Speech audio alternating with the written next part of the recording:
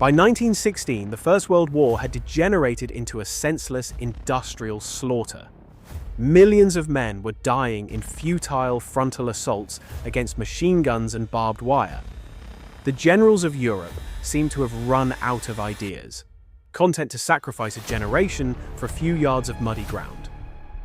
But on the vast, frozen expanse of the Eastern Front, one Russian general, Aleksei Brusilov, was about to unleash an offensive so radical, so perfectly coordinated, that it would shatter an entire empire and change the art of war forever.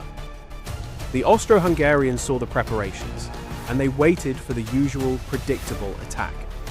They had no idea that 4 entire armies were about to attack them all at once.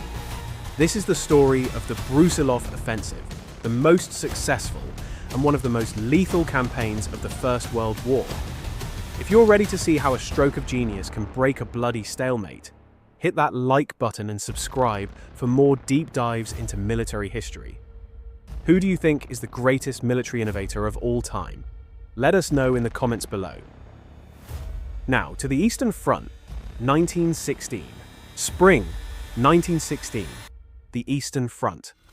For 2 years, the colossal armies of the Russian Empire had been locked in a death struggle with the Central Powers of Germany and Austria-Hungary. The front was a scar across the face of Eastern Europe, a continuous line of trenches, barbed wire, and fortifications stretching hundreds of miles from the Baltic Sea to the Romanian border. After the disastrous Great Retreat of 1915, where the Russian Imperial Army was pushed back hundreds of miles, a grim stalemate had set in. The Russian soldier was demoralized, poorly supplied, and had lost faith in his leadership. Opposite them, the Austro-Hungarian army, stiffened by German command and expertise, had constructed one of the most formidable defensive systems of the war.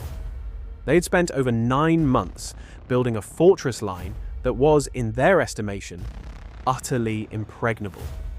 It consisted of 3 parallel trench lines, some 2 kilometers deep, protected by massive belts of electrified barbed wire, concrete machine gun pillboxes, and layers of artillery batteries. The strategic situation for the Allies was dire. On the Western Front, the French army was being bled white in the hellish meat grinder of the Battle of Verdun. In a desperate plea, Paris begged its Russian allies to launch a major offensive to draw German divisions away from the West and relieve the pressure. The Russian High Command, the Stavka, agreed. Their plan was conventional, unimaginative, and doomed to fail. They would gather a massive concentration of men and artillery in the north, near Vilna, and attempt a brute force breakthrough, the same tactic that had failed with catastrophic losses for every army that had tried it. As a secondary measure, they authorized a diversionary attack to be carried out by the Southwestern Front, commanded by a 63-year-old general named Aleksei Brusilov. They expected little from this supporting attack. Its only purpose was to pin down Austro-Hungarian reserves and prevent them from moving north. They had just authorized the single most successful offensive of the entire war. General Brusilov was a different breed of Great War commander. He was not a court favorite or a desk-bound aristocrat. He was a career cavalry officer who had fought in the Russo-Turkish War of 1877. He was a professional who, unlike many of his peers, respected the intelligence of the common soldier and believed that victory came from innovation, not just mass. Given the thankless task of launching a diversion, Brusilov saw an opportunity. He looked at the repeated bloody failures on every front and identified a core problem: predictability. Every major offensive of the war had followed the same script. First, a massive days-long artillery bombardment would obliterate a narrow sector of the front. This, however, also served as a giant flashing arrow, telling the enemy exactly where the attack was coming.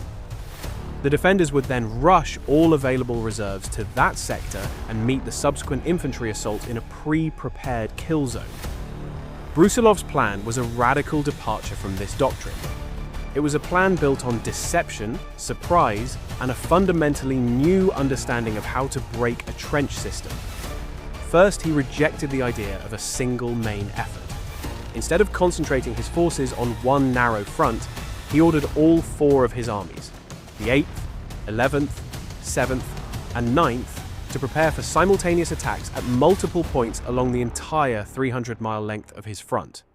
The Austro-Hungarian commanders would not face a single, massive blow. They would face 20 separate coordinated hammer blows at once. They would have no idea which was the main attack and which was the feint. Paralyzed by uncertainty, they would be unable to move their reserves for fear of weakening one sector to reinforce another that was about to collapse. Any one of Brusilov's breakthroughs could then be exploited and become the main offensive. The second innovation was in the use of artillery. Brusilov forbade the customary week-long bombardments.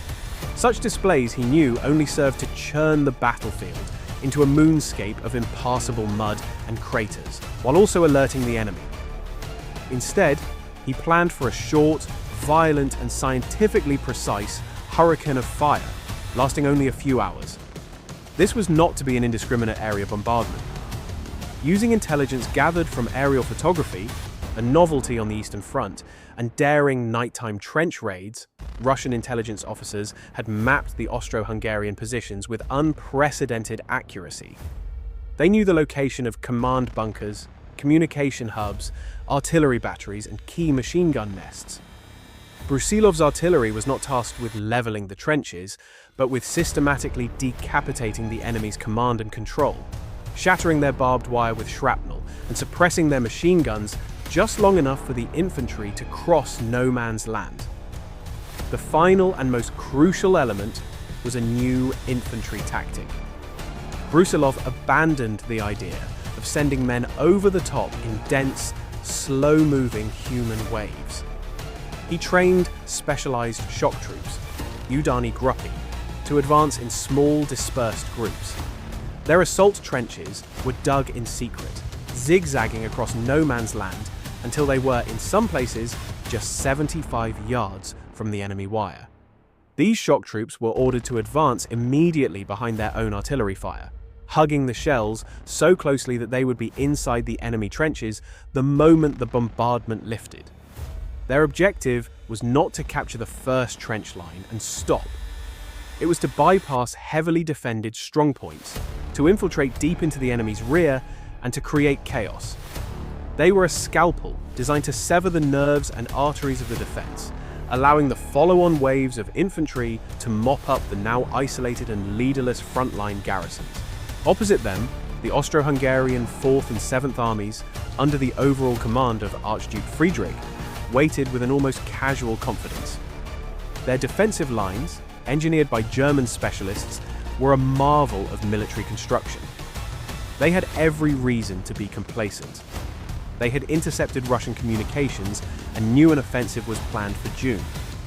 But they expected it to follow the old failed formula. They anticipated a long bombardment on a narrow front, giving them ample time to move their reserves and crush the attack. They had constructed their trenches with deep, comfortable, shell-proof bunkers, where the majority of their frontline troops could wait out any bombardment in safety. Their confidence was so absolute that many of their divisions had been thinned out to send troops to the Italian front. They saw the Russian preparations, but they interpreted them through the lens of their own arrogance and past experience. They were waiting for a familiar threat, wholly unprepared for the storm of innovation that was about to be unleashed upon them. In the weeks leading up to the attack, Brusilov's armies engaged in a massive campaign of deception. Trenches were dug all along the front to confuse enemy reconnaissance. Artillery was moved into position only at night and perfectly camouflaged. Soldiers were forbidden from speaking of the coming offensive. The level of secrecy and detailed preparation was unlike anything seen on the Eastern Front. On June 4, 1916, at 4 a.m., the Austro-Hungarian soldiers sleeping in their deep bunkers were jolted awake by a sound they had never imagined. It was not the beginning of a slow, days-long bombardment. It was the simultaneous eruption of nearly 2,000 Russian guns along a 300-mile front. This was not an artillery preparation. It was an artillery annihilation. The Russian gunners, using their meticulously prepared maps, bypassed the frontline trenches. Their first shells were aimed at the vital organs of the defense. High explosive shells rained down on command posts, telephone exchanges, and observation points. The entire command structure of the Austro-Hungarian army was decapitated in the first 30 minutes. Simultaneously, shrapnel shells, their fuses timed to explode in the air, swept across the barbed wire entanglements, not to destroy them, but to cut them to pieces. Other batteries engaged in counter-battery fire, silencing the Austro-Hungarian guns before they could even respond. The bombardment was a symphony of destruction, orchestrated by Brusilov with scientific precision. For the Austro-Hungarian soldiers huddled in their bunkers, the experience was terrifying. They were cut off, their telephone lines dead, their officers unreachable. The short, violent bombardment was psychologically far more devastating than a long, drawn-out one. It gave no time to prepare, no time to adjust. It was a sudden, overwhelming cataclysm. Then, just as abruptly as it began, the fire lifted. In the eerie silence that followed, the surviving Austro-Hungarian soldiers emerged from their bunkers into a landscape of smoke and confusion, expecting to man their machine guns and mow down the waves of advancing Russians. But there were no waves. Instead, Russian soldiers were already in their trenches, among them bayonets fixed. Brusilov's shock troops, advancing under the cover of their own artillery, had crossed no man's land in less than a minute. They poured through the gaps in the wire, bypassed the surviving machine gun nests, and were already storming the second and third trench lines. The impregnable fortress had been breached in the first hour. The greatest offensive of the war had begun. The initial breakthrough was not a crack in the enemy line. It was the complete and instantaneous shattering of a 300-mile front. For the Austro-Hungarian soldiers of the 4th and 7th Armies, the experience was one of utter psychological dislocation. One moment, they were secure in their deep, shell-proof bunkers, waiting for a familiar bombardment to end. The next, the shelling stopped, and they emerged into a disorienting twilight of smoke and dust, their ears ringing, to find that the war was no longer in front of them. It was behind them, beside them, and on top of them. Russian shock troops, their bayonets fixed, were already swarming through the communication trenches, storming command posts, and setting up machine guns on the parapets of the second and third lines, firing back towards the front. The defenders were no longer in a fortress. They were in a trap, attacked from all sides at once by an enemy who seemed to have materialized out of thin air. Organized resistance evaporated in minutes. The meticulously planned Austro-Hungarian defense was a complex, interconnected machine, and Brusilov's tactics had severed every wire and smashed every gear simultaneously. Officers were shot down before they could give a command. Telephone lines to the artillery were cut before a request for fire could be made. Machine gun crews were bayoneted from the rear while their guns were still pointed at the empty no-man's land in front. The follow-on waves of Russian infantry, advancing in open order, then began their methodical work. They were not tasked with heroic charges, but with a grim and systematic extermination of the now isolated and leaderless strongpoints. They bypassed the bunkers still holding out, leaving them to be dealt with by specialized teams with grenades and flamethrowers, and pushed ever deeper into the gaping wounds in the Austrian line. The impregnable fortress, the product of 9 months of German-led engineering, had ceased to exist as a coherent defensive system in less than 3 hours. What followed was a cascade of victories on a scale that had been unthinkable in the static trench warfare of 1916. Brusilov's innovative plan, which allowed any of his 4 armies to exploit a local success, was now paying dividends. The most spectacular breakthrough occurred in the sector of the Russian 8th Army, commanded by the brilliant but temperamental General Aleksei Kaledin. His target was the fortress city of Lutsk. Kaledin's forces, using Brusilov's infiltration tactics to perfection, punched a hole in the line and, instead of stopping to consolidate, poured through the gap. The advance was relentless. The Russian infantry, supported by cavalry that could now operate freely in the enemy's rear, did not stop to fight battles. They simply bypassed and surrounded entire Austro-Hungarian divisions. The result was a rout. In just 3 days, the 8th Army advanced nearly 50 miles, tearing a 50-mile wide gap in the enemy front, and captured the city of Lutsk. The speed and scale of the collapse were staggering. Kaledin's army took over 200,000 prisoners, 238 heavy guns, and hundreds of machine guns. They had not just defeated the Austro-Hungarian Fourth Army, they had effectively destroyed it as a fighting force. Far to the south, Brusilov's Ninth Army, under General Platon Lechitsky, achieved a victory that was nearly as decisive.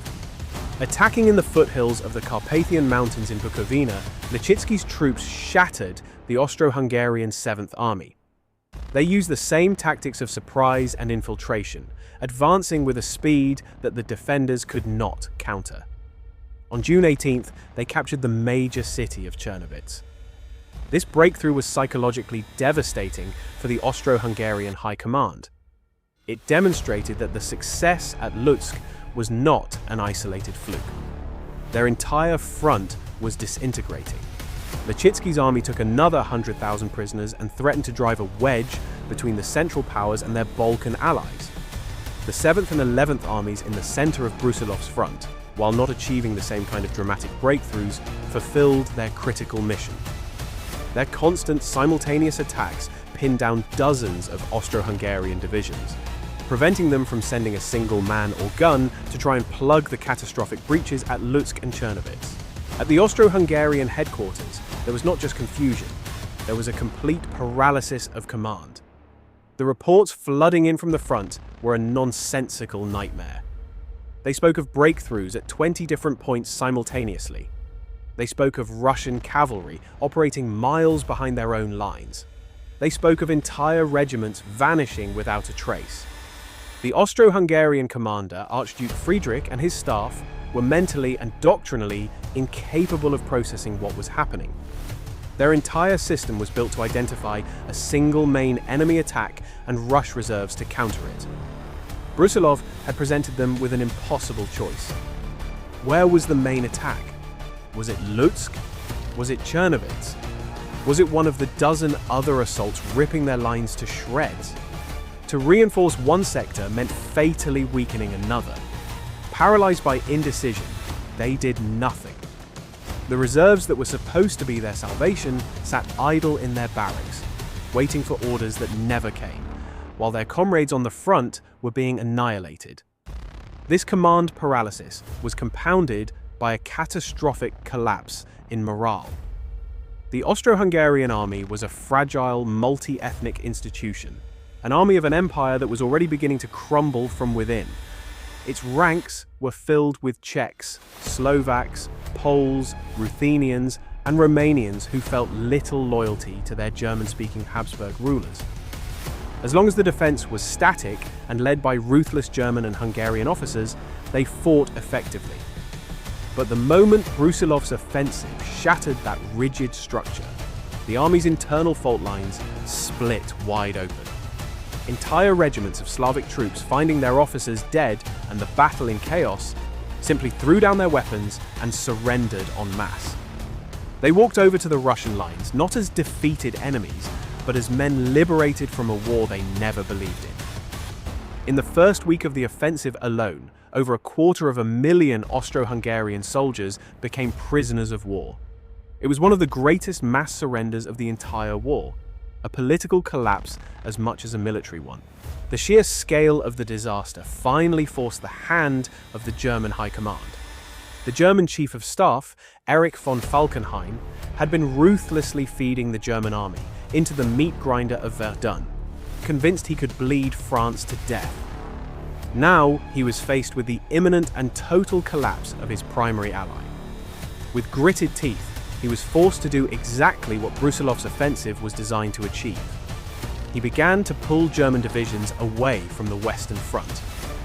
15 German divisions were stripped from the Verdun sector and rushed to the east, not to launch a counterattack, but to simply try and plug the gaping holes in the line. The pressure on the French was instantly relieved. The strategic objective of the offensive had been achieved in the most spectacular fashion imaginable. The German commanders who arrived on the Eastern Front were horrified by what they found. This was not a tactical retreat or a broken line. It was the complete disintegration of an army. They found Austrian officers who had no idea where their units were. They found roads clogged with leaderless fleeing soldiers. In many cases, the newly arrived German troops had to use their own machine guns to force their Austrian allies to turn around and fight, or to disarm them to prevent them from surrendering. The offensive had unleashed a chain reaction. Seeing the spectacular success of the Russian armies and the collapse of Austria-Hungary, Romania, which had remained neutral for 2 years, saw its chance. On August 27th, it declared war on the Central Powers and invaded Transylvania, opening yet another front that Germany and Austria-Hungary could ill afford. Brusilov's diversionary attack had not just saved the French at Verdun, it had redrawn the strategic map of Europe. It had brought a new nation into the war and had pushed the Austro-Hungarian Empire, the centuries-old linchpin of Central Europe, to the very brink of total military and political collapse. The old, predictable world of trench warfare had been shattered, and a new, more dynamic and terrifying form of combat had been born. The initial breakthrough was not a crack in the enemy line, it was the complete and instantaneous shattering of a 300-mile front. For the Austro-Hungarian soldiers of the 4th and 7th Armies, the experience was one of utter psychological dislocation.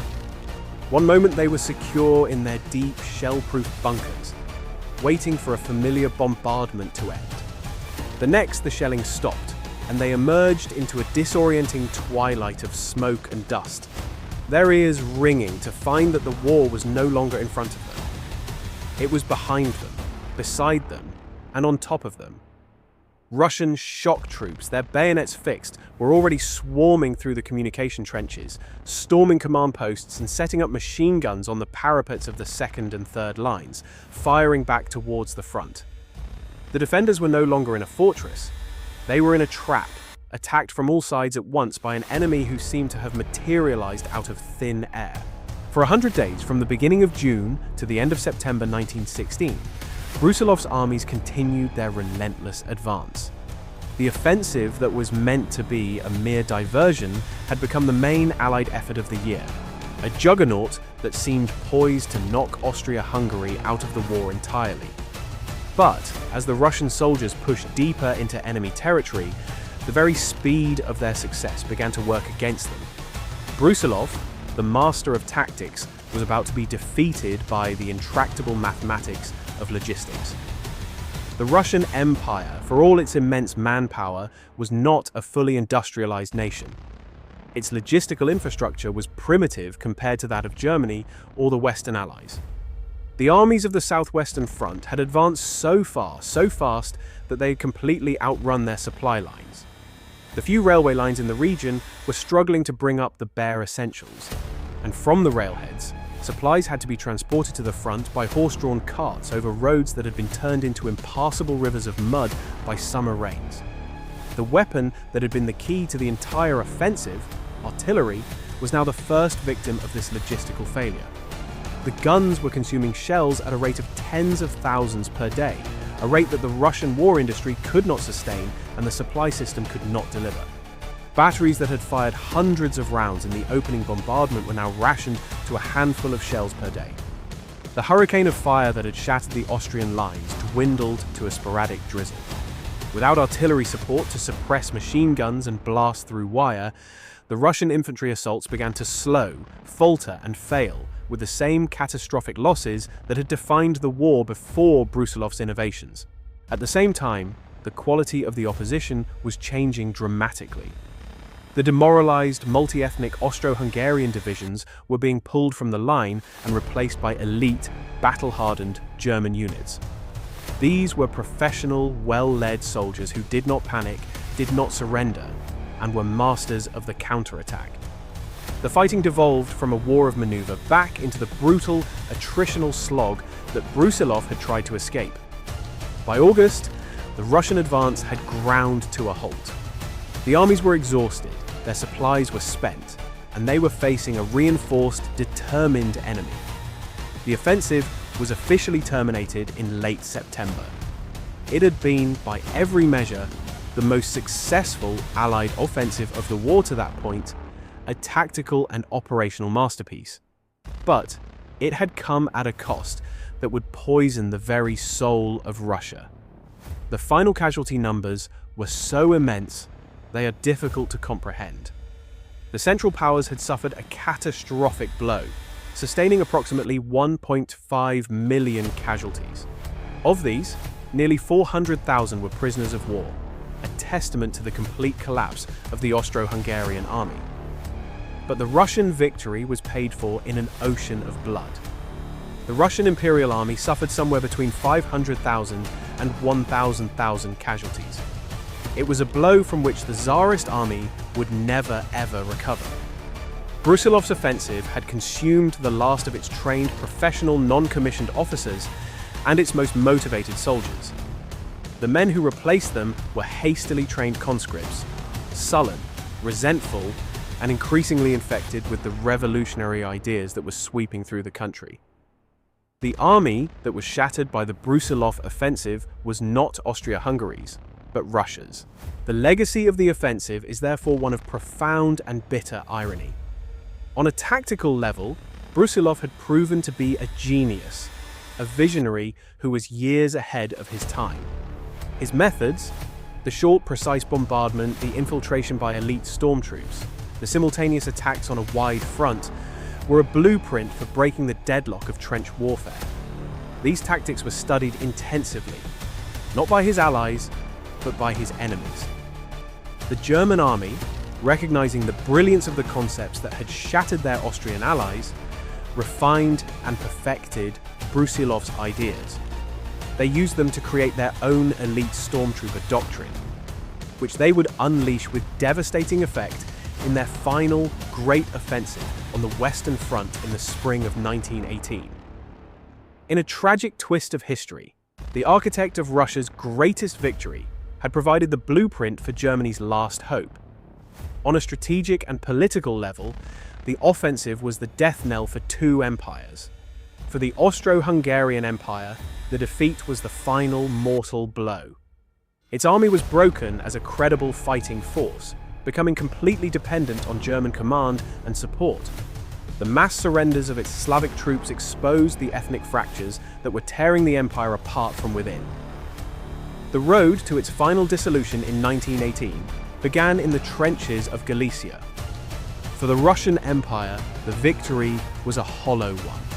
The immense loss of life, combined with the failure to achieve a decisive war-winning breakthrough, was the final straw for a population already stretched to its breaking point by hunger and political discontent. The patriotism that had surged in 1914 was replaced by a deep, revolutionary despair. The soldiers who had survived Brusilov's meat grinder would become the very men who threw down their weapons, shot their officers, and marched on St. Petersburg in 1917, toppling the Tsar and plunging Russia into civil war. The Brusilov Offensive stands in history as a flawed and tragic masterpiece. It was a feat of arms that was both brilliantly successful and ruinously costly, a tactical victory that helped precipitate a strategic and national collapse. It proved, definitively, that the bloody stalemate of the trenches could be broken, not by the brute force of massed humanity, but by superior intellect, meticulous planning, and innovative tactics. General Aleksei Brusilov had given his country its greatest victory of the war, but in doing so he had demanded a sacrifice that the country itself could no longer bear. In the end, the Austro-Hungarians waited for the familiar, ponderous, and easily defeated Russian steamroller. They had prepared for a battle of attrition against an enemy they held in contempt. Instead, what erupted from the morning mists of June 4th was a vision of a new kind of war. It was an offensive that was fast, intelligent, and multidimensional. It did not simply attack their bodies with shellfire, it attacked their minds with confusion and their command structure with paralysis. For a few brief, glorious months, Brusilov showed the world the future of warfare. It was a future that his own country, bleeding from a million wounds and teetering on the brink of revolution, would not live to see. The initial breakthrough was not a crack in the enemy line. It was the complete and instantaneous shattering of a 300-mile front. For the Austro-Hungarian soldiers of the 4th and 7th Armies, the experience was one of utter psychological dislocation. One moment they were secure in their deep, shell-proof bunkers, waiting for a familiar bombardment to end. The next, the shelling stopped, and they emerged into a disorienting twilight of smoke and dust, their ears ringing, to find that the war was no longer in front of them. It was behind them, beside them, and on top of them. Russian shock troops, their bayonets fixed, were already swarming through the communication trenches, storming command posts and setting up machine guns on the parapets of the 2nd and 3rd lines, firing back towards the front. The defenders were no longer in a fortress. They were in a trap, attacked from all sides at once by an enemy who seemed to have materialized out of thin air.